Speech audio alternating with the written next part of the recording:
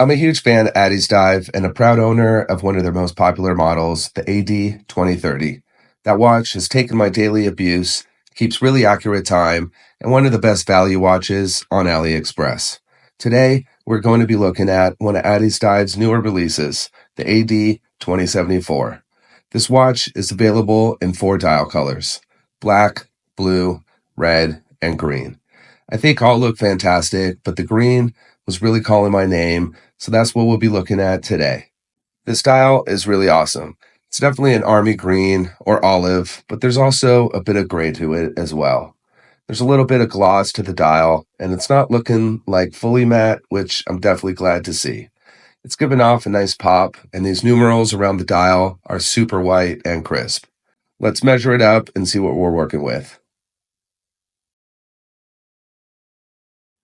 The thickness is 12 millimeters.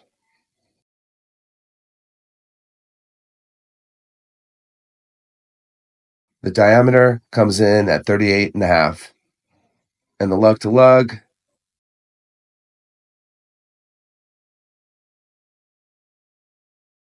is just under 49. I think for an everyday style field watch, this is a great size.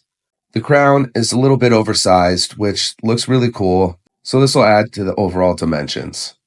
I'm loving the cursive Addiesdive logo.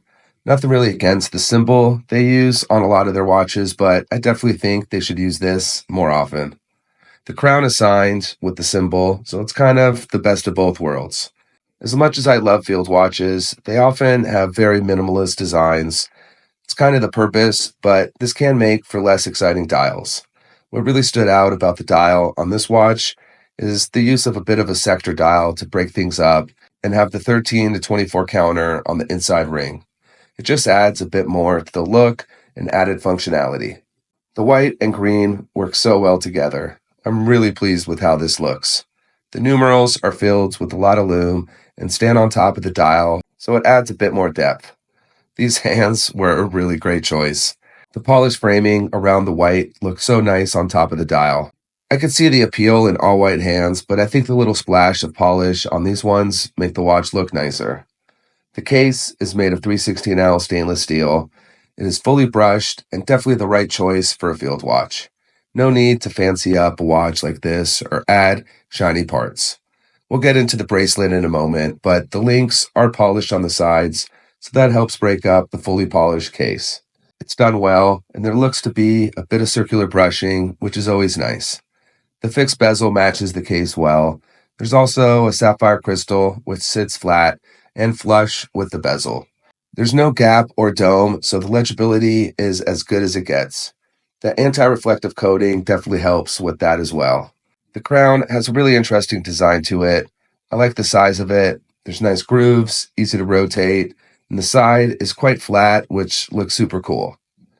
Like the case, the bracelet is brushed on top, but as I mentioned, the links are polished on the sides, which was definitely smart to do. If everything was all brushed, it would look a bit one note, so this little bit of contrast, I think, helps elevate the look. There's a nice taper to the bracelet, which I always appreciate and kind of find necessary, not just for comfort, but also the visual. The clasp uses a push-button security closure and includes 6 micro adjustment positions, so you'll definitely be able to get the perfect fit. It's also fully milled, so none of that stamped clasp stuff here. There are also female end links, which allows the bracelet to lie flat against the case and sits better on the wrist. Additionally, there's 200 meters of water resistance, and the lume is BGW9 Superluminova with blue lume.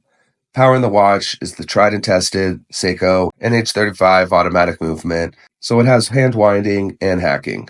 The case back is screwed down and packed with a lot of details.